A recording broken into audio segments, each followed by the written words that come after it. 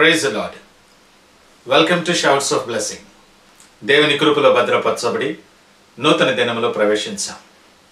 ఈనాటి దేవుని వాగ్దానం, ప్రేమ కలిగి ఉండుటకు ప్రయాసపడుడి.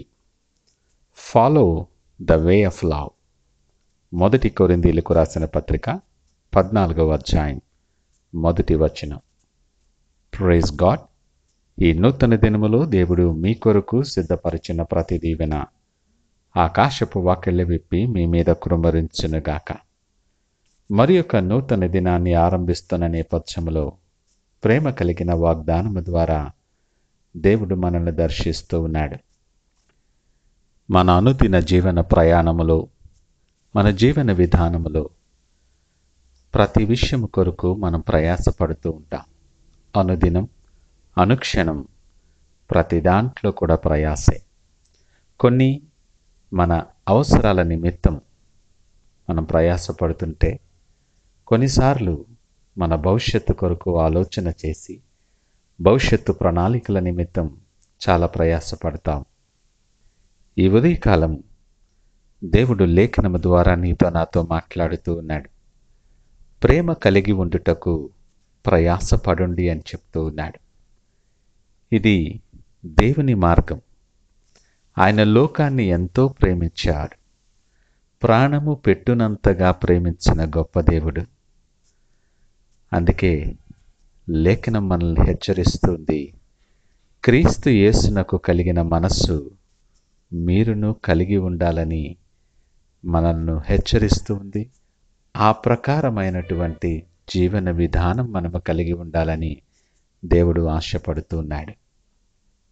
వాస్తవాన్ని జాగ్రత్తగా మనం పరిశీలన చేసుకుంటే, మన అనుదిన ప్రయాసలో చాలా వరకు ఈ యాంత్రికమైన జీవన శైలికి అలవాటు పడిపోయాం. ఈ కారణం చేత ప్రేమకు స్థానము లేని జీవితాలు, ప్రేమించలేని, ప్రేమకు స్పందించినటువంటి పరిస్థితుల్లో మనము జీవిస్తూ ఉన్నాం. సమస్తము యాంత్రికమే. ప్రేమ స్థానాన్ని కోల్పోతూ ఉంది మన జీవితంలో. లేఖనం అంటుంది కదా, మీరు చేయు కార్యములన్నీ ప్రేమతో చేయుడి.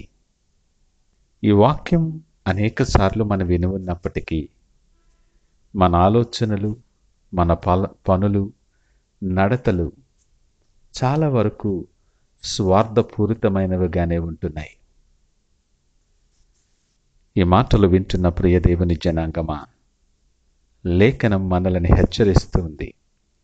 నువ్వెంతటి జ్ఞానవంతుడవైనా, ఎలాంటి నైపుణ్యతలు కలిగిన వాడవైనా, దాన ధర్మాలు చేసిన స్థానములో నువ్వు ఉన్నప్పటికీ, మరేదో స్థానములో నువ్వు ఉన్నప్పటికీ కూడా ప్రేమ లేనివాడివైతే వ్యర్థుడవు అని లేఖనం మాట్లాడుతుంది.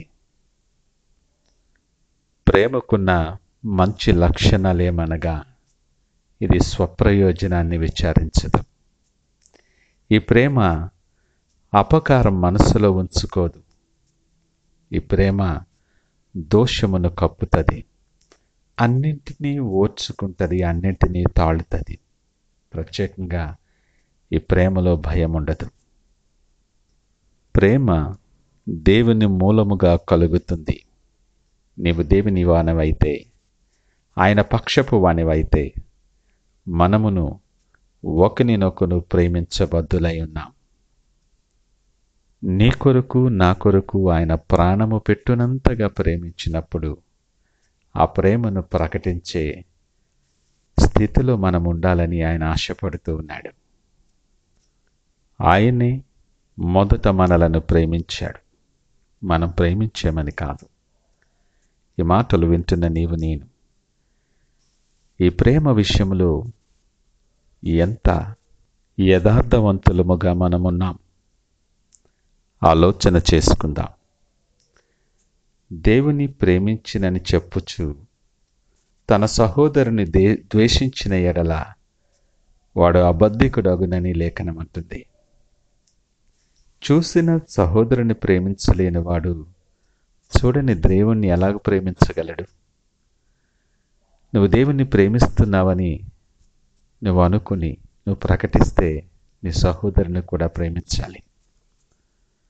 అందుకే ఈ ఉదయకాలం దేవుడు అంటున్నాడు, నీ హృదయాన్ని పరీక్షించుకో, నీ నడతలు నీ మార్గాలు విశ్లేషణ చేసుకో.